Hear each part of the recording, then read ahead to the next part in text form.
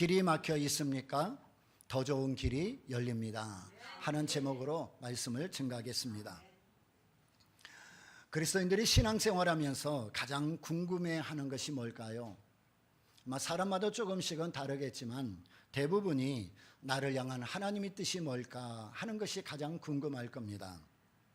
그리스도인이란 하나님의 뜻을 알고 그 뜻을 따라 순종하며 살아가는 사람들을 말합니다. 그러면 하나님의 뜻을 알기 위해서 우리가 어떻게 해야 될까요? 하나님의 뜻과 계획을 우리에게 가르쳐 주시고 깨닫게 하시는 성령님의 인도하심을 받아야 합니다. 성령님은 꿈이나 환상이나 기적과 같은 특별한 방법으로 우리에게 하나님의 뜻을 알려주시기도 하지만 대부분은 말씀과 기도와 때로는 고난이나 물질이나 사람 등 우리가 일상생활 속에서 평범한 삶 속에서 하나님이 우리에게 감동 감화하여 주셔서 인도하는 것이 대부분입니다. 그렇기 때문에 우리는 언제나 성령님이 우리에게 어떻게 말씀하시고 어떻게 인도해 가시는가를 민감하게 또 집중해야 하는 것입니다. 우리가 가족이나 지인들에게 핸드폰 번호로 전화하면 다른 사람에게 가지 않고 꼭 그 사람에게 연결되듯이 우리가 성령님께 집중하여 인도하심을 받을 때 우리는 분명하게 하나님의 뜻과 목적지를 향하여 살아갈 수 있게 됩니다. 성령님이 예수님을 대신해 이 땅에 오신 목적도 하나님의 뜻대로 우리를 인도해 주시기 위함입니다. 성령님은 항상 우리와 함께 하시고 우리를 가장 선한 길로 인도해 주시는 분입니다. 다만 우리가 성령님의 인도하심을 깨닫지 못하기 때문에 그 뜻대로 살아갈 수 없는 것입니다. 오늘 본문에 보면 사도 바울은 아시아에 복음을 전하려고 했지만 성령님께서 그 길을 막으시고 마게도냐 쪽으로 인도하셨습니다. 사도 바울은 제2차 전도여행을 떠나 1차 전도여행 때 복음을 전했던 지역들을 다시금 돌아보고 있습니다. 그리고 계속해서 아시아 쪽으로 가서 복음을 전하고자 했습니다. 그런데 웬일인지 길이 막혀서 아시아 쪽으로 갈 수가 없었습니다. 결국은 마게도냐 쪽으로 방향을 바꾸어 전도여행을 계속하게 됩니다. 바울은 아시아 지역으로 가서 복음을 전하려고 했는데 성령님께서 아시아로 가는 길을 막으시고 유럽으로 가서 복음을 전하게 하신 겁니다. 이것은 세계 역사의 물줄기를 바꾸어 놓은 엄청난 사건이 되었습니다. 성령님의 인도로 아시아로 향하던 복음이 먼저 유럽에 전해지게 되었습니다. 복음이 유럽에 전해지자 유럽은 세계에서 가장 먼저 변화되고 발전하고 부유한 축복을 받았습니다. 지금은 좀 다르지만 한때는 영국이 해가 지지 않는 나라라는 별명을 가질 만큼 유럽의 상당수 나라가 세계에 영향력을 미치는 나라가 되었었습니다. 그래서 어떤 이들은 선교 역사는 곧 세계 역사다 그렇게 정의하는 분도 계십니다. 유럽에 전파된 복음은 전 유럽을 석권하게 되었고 유럽은 세계 최초로 기독교 대륙으로 변화되었습니다. 그리고 유럽에서 왕성해진 이 복음은 전 세계로 퍼져나가는 통로가 되었습니다. 그런데 바울은 어떻게 해서 이 아시아에서 유럽으로 선교의 방향을 돌리게 되었을까? 그 결정적인 계기가 오늘 본문에 나오는 마게도냐 환상 때문이었습니다. 자, 9절에 보면 밤의 환상이 바울에게 보이니 마게도냐 사람 하나가 서서 그에게 청하여 가로되 마게도냐로 건너와서 우리를 도우라 하거늘 그랬습니다. 그 환상을 본 후에 바울은 성령님의 인도하심에 순종하여 선교의 방향을 유럽 쪽으로 바꾸게 되었습니다. 이 환상은 선교가 사람의 뜻과 생각과 계획 속에 있는 게 아니라 전적으로 성령님의 뜻과 계획 속에 있다는 것을 분명히 말해줍니다. 교회가 크니까 재정이 넉넉하니까 선교하는 것이 아니라 선교는 전적으로 성령님의 뜻 가운데 있다는 것을 분명히 보여주는 겁니다. 바울은 제2차 전도여행을 시작하여 수리아와 갈라디아 지방으로 다니면서 교회를 굳게 하고 더베와 루스드라에 도착했습니다.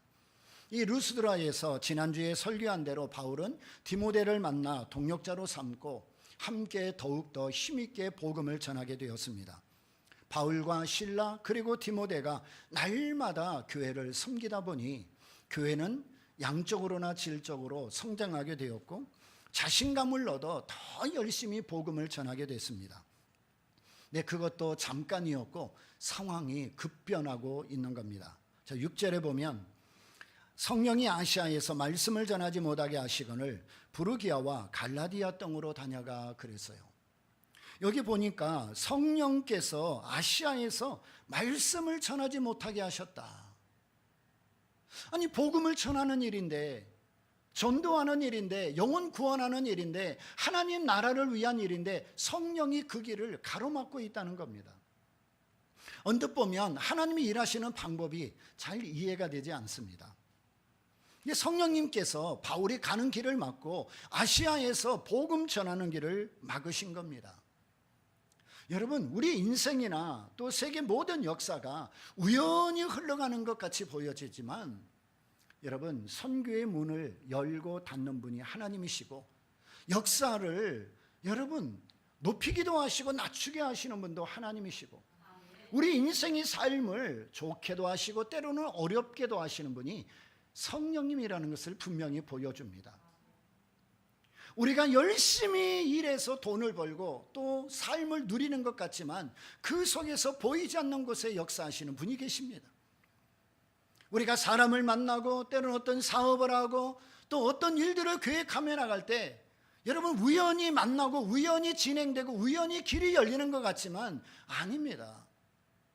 우리 인생의 주인이신 성령님께서 우리 안에서 우리의 삶의 걸음을, 우리의 손길을, 우리의 만남을, 우리의 환경을 주도하시며 인도하고 계시기 때문인 거예요. 그러니까 우리에게는 우연이란 일체 없어요. 모든 것이 하나님의 뜻 가운데 있는 거예요. 여러분이 성령 안에 거하는 한, 우리가 예수 그리스도를 믿는 한 우리는 하나님의 인도하심을 받게 되어 있습니다. 우리가 하나님을 의지하지 않고 성령으로 의지하지 않고 그리스도 안에 머물지 않기 때문에 우리가 마음대로 살며 우리 계획대로 살아가기 때문에 그런 것이지, 여러분 우리 인생의 모든 마음의 소원도 하나님이 아시고 그리고 우리의 기도도 신실하게 들으시고 우리의 삶의 걸음 하나하나를 주도 면밀하게 인도해 가시는 분이 성령님이신 겁니다. 그러면 우리가 누구를 의지하며 살아가야 될까요? 성령님이시죠. 우리가 사무엘상을 수요일마다 강해를 해왔는데 가장 큰 물줄기는 그거예요. 사울과 다윗을 서로 대조하면서 사울은 인간으로서 할 수 있는 모든 최대의 힘과 능력으로 모든 것을 얻어보고 모든 것을 누려보고 그리고 가장 높은 자리에 앉아보지만 그 마지막은 결국 불행의 늪이었다. 그 사람의 힘과 능으로 최선을 다하고 모든 것을 가져보지만 그 마지막은 불행이었어요. 근데 다윗은 연약하고 할 수 없는 모든 환경에서 하나님을 의지하고 하나님의 은혜를 담고 살았어요. 그랬더니 하나님이 그의 인생을 인도해 주셔서 이스라엘이 가장 높이 칭송하는 왕이 되었고 그가 다스리는 40년 동안 전쟁이 없는 평화를 누렸고 하나님이 이새의 아들 다윗을 만나니 내 마음이 기쁘도다. 그가 나의 뜻을 다 이루리라. 여러분 어떻게 이 평가를 받을 수 있었을까? 다윗은 특별한 사람이 아니에요.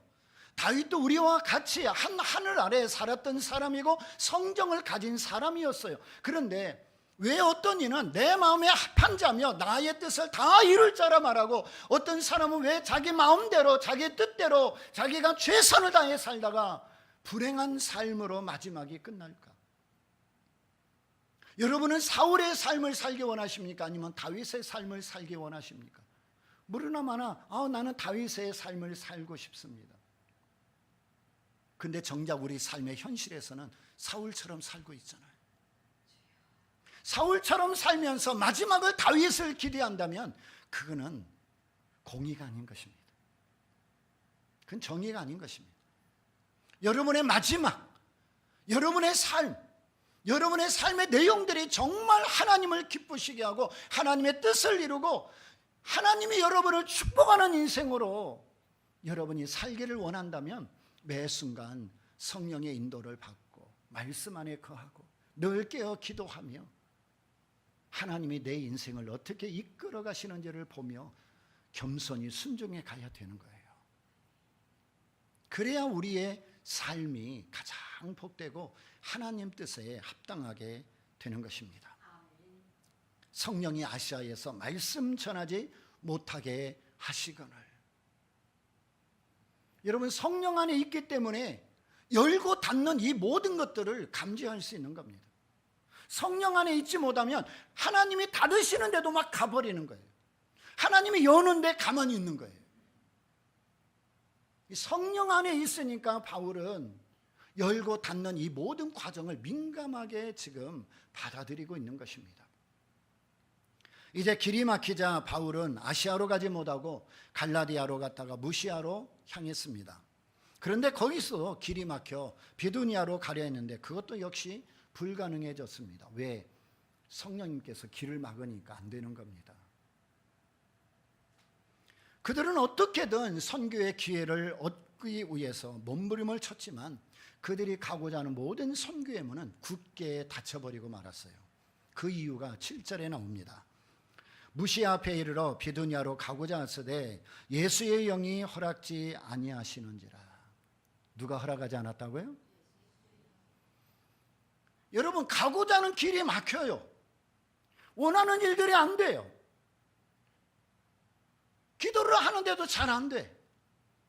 그러면 우리가 가만히 그 자리에 서서 하나님이 지금 나에게 말씀하는 게 뭔지를, 하나님이 지금 왜 나에게 이런 환경을 주는지를 좀 깊이 기도해 보셔야 하는 겁니다. 예수님께서 명하신 복음 전하는 일을 위해 목숨 걸고 헌신하는데 성령님께서 허락하지 않으셨어요. 전도하지 못하게 막으신 겁니다. 그렇다면 성령님은 왜 바울이 아시아에 가서 복음 전하기를 원하는 소원을 막으시고 마게도냐 쪽으로 인도하셨을까? 아마도 하나님이 보시기에 이제 이 소아시아는 1차 전도 여행을 통해서 복음을 전했던 이 소아시아는 바울이 다니며 전도하지 않아도 이미 세워진 교회를 통해서 자연적으로 복음이 퍼져나갈 만큼 성장했기 때문으로 보입니다. 근데 바울이 앞장서서 모든 교회를 개척하고 사람을 만나 복음을 전하지 않아도 그 지역마다 세워놓은 모든 교회가 자연적으로 성장하며 복음 전할 수 있는 그런 능력을 얻게 되었음을 알기에 바울이 아시아에 가는 것들을 막고 그리고 복음이 더 필요한 마게도냐로 인도하고 계셨던 겁니다. 사랑하는 여러분, 우리가 하나님을 위하여 살고자 헌신하고 충성할 때도 우리의 생각과 그리고 우리의 계획과 길이 달라져 보이고 때로는 원하는 대로 안 되는 경우도 참 많이 생깁니다. 아무리 애쓰고 힘써도 문이 안 열려요. 사람이 안 만나져요. 환경이 안 열려요. 그런데 여러분, 그 순간에 대부분은 포기하고 낙심하고 주저앉아 버립니다. 그런데 오늘 이 본문은 분명히 우리에게 말씀하는 것이 낙심하거나 절망하지 말아라. 지금 내가 가고 있는 길이 비록 보이지 않고 길이 막혀 있고 환경이 닫혀 있고 네가 원하는 대로 지금 되어지지 아니한다 할지라도 낙심하거나 절망하지 말아라. 왜냐하면 여전히 성령님은 우리와 함께 하시고 우리의 걸음을 인도하고 계시기 때문입니다. 우리 눈에는 지금 실패한 것 같이 보이고 우리 생각에는 모든 것들이 안 되는 것처럼 불가능해 보여도 하나님이 그 속에서 우리에게 일하고 계시다는 거예요. 우리 인생의 문을 여시는 분도 성령님이시고 닫는 분도 성령님이십니다. 요한계시록 3장 7절 8절에 우리 같이 한번 읽을까요? 빌라델비아 교회의 사자에게 편지하기를 거룩하고 진실하사 다윗의 열쇠를 가지시니 곧 열면 닫을 사람이 없고 닫으면 열 사람이 없는 그이가 가라사대 볼지어다 내가 네 앞에 열린 문을 두었으되 능히 닫을 사람이 없으리라. 아멘. 열고 닫는 분이 누구이세요? 예수님이란 말이죠. 그분이 우리 인생의 주권자이십니다. 우리 인생의 걸음을 인도해 가시는 분이십니다. 예수님이 열면 닫을 사람이 없고 닫으면 열 사람이 없습니다. 예수님은 지금도 여전히 여러분의 삶을 인도하고 계십니다. 여러분의 인생의 문을 활짝 열어가고 계시는 겁니다. 여러분이 예수님과 함께 하시면 그 누구도 여러분의 인생을 방해할 수 없고 공격할 수 없는 것입니다. 성령님께서는 이 바울이 작정한 선교의 길을 다 막으신 후에 바울이 생각한 것보다 더 좋은 길로 인도해 주셨습니다. 바울의 소원, 바울의 계획, 바울의 뜻은 막혔지만 하나님 앞에 하나님의 뜻을 구하니까 하나님이 계획하신 더 좋은 길을 바울에게 열어주셨습니다. 바울은 드로아에서 마게도냐 환상을 보게 된 겁니다. 다시 한번 9절을 보겠습니다. 밤의 환상이 바울에게 보이니 마게도냐 사람 하나가 서서 그에게 청하여 가로되 마게도냐로 건너와서 우리를 도우라 하거늘. 성령님께서는 바울이 아시아에서 복음 전한 걸 막으시고 계속해서 그를 강권적으로 역사하셔서 드로아에 이르게 하셨고 마게도냐 쪽으로 향하게 하셨습니다.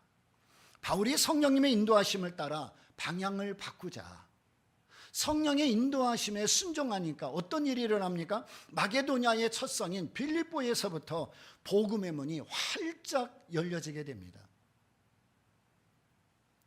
하나님이 이 복음의 문을 어떻게 여셨는지는 이제 다음 시간에 우리가 말씀을 듣게 될 텐데, 성령님의 인도하심에 순종하여 갔더니 성령님께서 일하고 계신 거예요. 아니, 먼저 일하고 계셨고 먼저 문을 열고 계셨고 먼저 사람을 준비하고 계셨던 거예요. 그게 하나님이십니다. 그리고 베레아, 아덴, 고린도 등에서도 열심히 복음을 전하도록 문을 열어주셨어요. 사도행전에 보면 바울이 이 지역에서 복음을 전했던 여러 내용들을 자세히 우리에게 전해주고 있습니다. 바울은 성령님의 인도하심을 따라 순종하여 갔을 때 세계 역사를 바꾸는 새로운 위대한 선교 역사를 쓰게 되었습니다. 근데 우리는 바울처럼 성령님의 인도하심을 받으며 사는 게 참 쉽지 않습니다. 중대한 결정을 내려야 할 때 하나님의 뜻을 분별하기가 참 어렵습니다. 그리고 성령님의 인도하심을 받았다 할지라도 과연 그것이 하나님의 뜻인지 아니면 사단의 방해인지 구별하기가 어려운 거예요. 여기에 우리가 참 힘들고 어려운 점이 있어요. 그렇기 때문에 우리는 항상 성령님이 허락하시는 것과 그리고 허락하지 않는 것을 잘 구별해야 되고 사탄의 역사와 회방도 분별할 수 있어야 됩니다. 데살로니가전서 2장 18절에 보면 그러므로 나 바울은 한 번 두 번 너에게 가고자 하였으나 사단이 우리를 막았도다 그랬어요. 바울은 가려고 무지무지 애를 쓰고 있는데 계속해서 막히는 거예요. 가만히 보니까 사단이 막고 있는 것을 알게 된 겁니다. 여러분, 우리가 예수를 믿으면요 이런 것들을 조금씩 깨달을 수 있어요. 그리고 분별할 수 있습니다. 이게 정말 하나님의 뜻인지 아니면 사단의 역사인지, 우리가 정말 예수를 믿으면 그 정도는 우리가 어느 정도 분별할 수가 있는 겁니다. 사도행전 21장에도 보면 바울이 예루살렘에 올라갈 때도 마찬가지예요.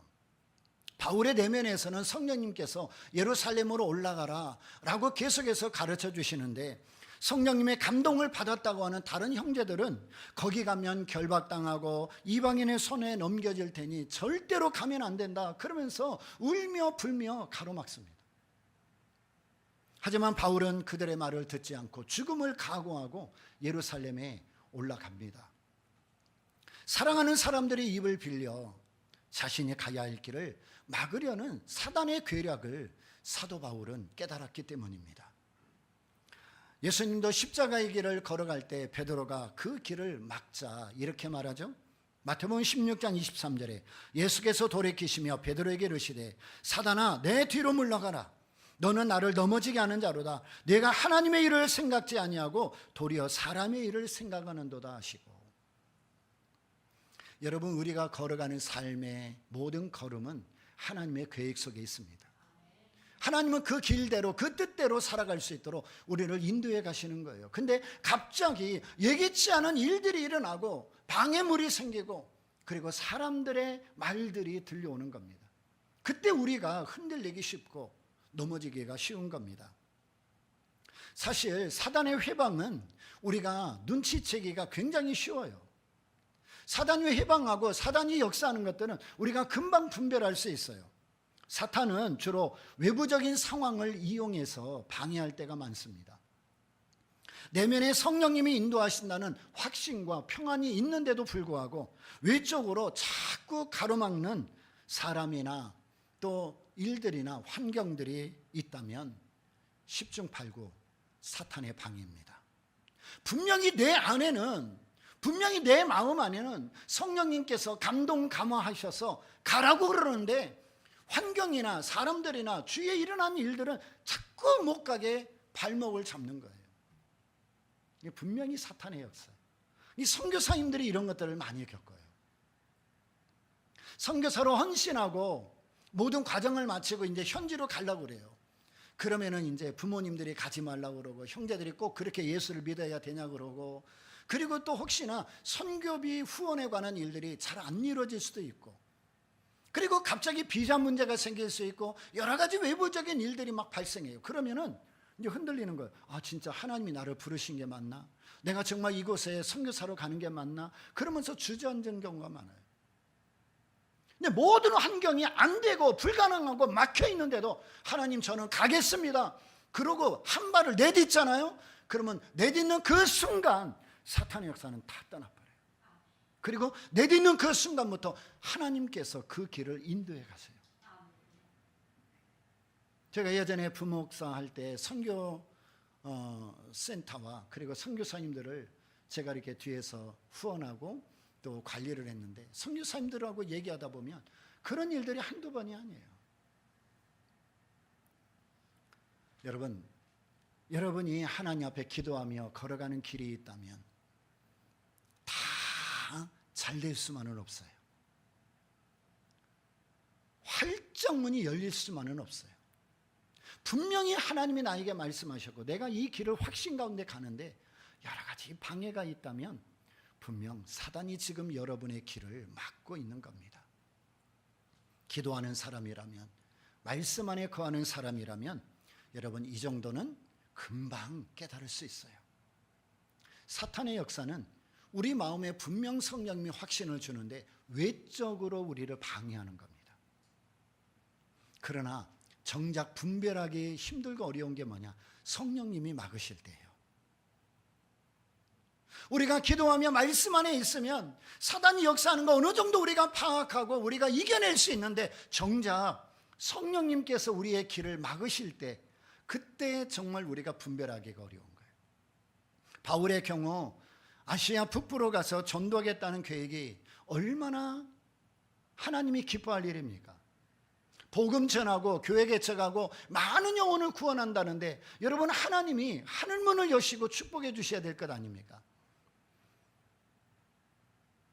그럼에도 성령님께서 그 길을 막고 그리고 방향을 돌리고 계시다는 것을 깨달았습니다. 그렇습니다. 마음에 확신이 서지 않고 평안함이 없고 노력에 비해 도무지 결과가 나오지 않는다면 하나님께서 막고 있는지도 살펴보셔야 됩니다. 여러분이 어떤 일을 위해 기도하고 있는데 마음에 평안이 없어요. 그리고 확신이 들지 않아요. 그리고 아무리 힘쓰고 해서도 결과가 좋은 열매로 나타나지 않아요. 그러면 그 자리에 멈춰서서 하나님 앞에 기도하셔야 돼요. 이게 정말 제가 가는 길이 맞습니까? 그래서 성령님의 인도와 사단의 역사를 분별하는 것이 너무 중요한 것입니다. 만약에 여러분이 믿음으로 순종하고 있다면 일이 잘 될 때만이 아니라 곤경에 처할 때라도 여러분의 걸음을 성령님이 인도하고 계시다는 것을 기억하셔야 합니다.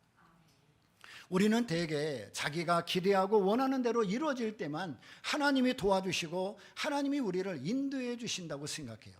내가 생각하고 계획한 대로 이루어질 때는 그래요. 그러나 믿음으로 순종하는데도, 기도하며 걸어가는데도 일이 틀어지고 기대한 것과는 완전히 다른 결과가 나올 수도 있습니다. 여러분이 A를 구했는데 하나님이 C를 줄 수도 있어요. 여러분이 동을 향하여 가고 있는데 하나님이 서로 여러분을 인도할 수도 있어요. 중요한 것은 일이 내 생각대로 되느냐 안 되느냐가 아니라 내가 하나님의 뜻대로 서 있는가 그렇지 않은가입니다. 우리의 삶은 하나님의 계획과 뜻대로 인도함을 받고 있기 때문에 내 생각대로 내 계획대로 내가 기도한 대로 이루어지느냐 그렇지 않느냐가 아니라 내가 과연 하나님의 뜻대로 있느냐, 하나님의 뜻대로 내가 가고 있느냐, 살고 있느냐, 그게 중요한 거예요. 그렇다면 여러분은 어떤 경우에도 하나님의 뜻대로 살아갈 준비가 되어 있습니까? 여러분이 정말 하나님의 뜻을 구하고 있다면, 하나님의 인도하심을 받고 싶다면, 그러면 정말 하나님이 여러분을 인도하실 때 순종할 준비가 되어 있느냐는 거예요. 그것이 성령님의 인도하시라면 기꺼이 어떤 대가를 치르더라도 따를 준비도 되어 있습니까? 그 각오 아니면 안 돼요. 만약 여러분이 하나님 앞에 순종하고 어떤 대가를 치르서라도 내가 그 뜻대로 살겠습니다 하셨다면 어떤 결과가 주어지더라도 당황하거나 염려하지 마십시오. 거기에는 분명 우리가 다 이해하지 못하는 하나님의 뜻이 분명히 있기 때문입니다. 우리가 성령님의 인도하심을 받으며 성령님께 순종하는 것은 믿음의 길에 굉장히 중요한 태도입니다. 성령님의 인도하심을 받고 있는 한 그 어떤 경우에도 우리는 안심할 수 있습니다. 성령님의 인도하심은 내 생각보다, 내 계획보다 훨씬 선하고 완전하기 때문입니다. 바울이 아시아에서 복음을 전하는 것보다는 유럽에 복음을 전하는 것이 하나님의 뜻이었고, 그렇게 하는 것이 세계 복음화의 통로가 됨을 하나님이 아셨기 때문이죠. 마찬가지로 우리가 어떤 경우에 처해 있든지 성령님의 인도하심을 받기만 한다면 절대로 우리 인생은 잘못될 염려가 없습니다. 그렇다면 우리가 성령님의 인도하심을 받으려면 어떻게 해야 될까요? 우리가 성령님의 인도하심을 받으려면 어떻게 해야 될까요? 매일 매순간 예수님과 깊은 교제 가운데 살아가야 합니다. 여러분, 친구도 자주 만나야 그 친구가 뭐를 생각하고 뭘 계획하고 어떤 마음을 갖고 살아가는지 알 수 있잖아요. 그러듯이 우리가 예수님과 동행하며 예수님과 깊은 교제 가운데 있어야 그분의 뜻이 뭔지를 알 수 있는 거예요. 날마다 말씀을 묵상하고 기도하는 가운데 예수님과 동행하셔야 돼요. 왜? 하나님은 말씀을 통하여 우리의 길을 보여주시고 때로는 기도하는 가운데서 우리에게 말씀해 주시기 때문입니다. 그리고 내 생각을 버리고 내 계획을 버리고 예수님의 생각으로 내 안에 충만해지기를 열망할 때 하나님은 우리를 하나님의 뜻대로 인도해 주시는 것입니다. 그렇게 할 때 성령님께서 나의 모든 걸음을 책임져 주시고 가장 선한 길로 인도해 주십니다. 이처럼 성령님의 인도하심을 받아 온전히 순종하면 우리는 실패하지 않고 하나님의 뜻대로 살아갈 수 있습니다.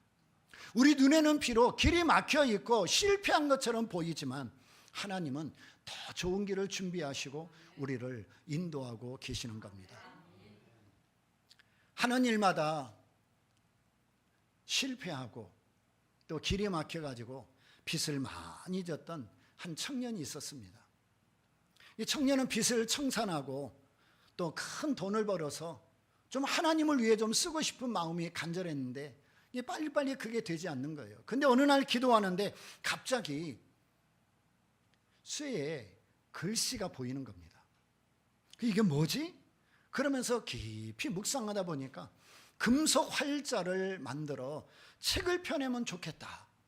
그 생각이 번뜩 아이디어로 떠오른 거예요. 청년의 생각을 들은 사람들은 너 미쳤냐?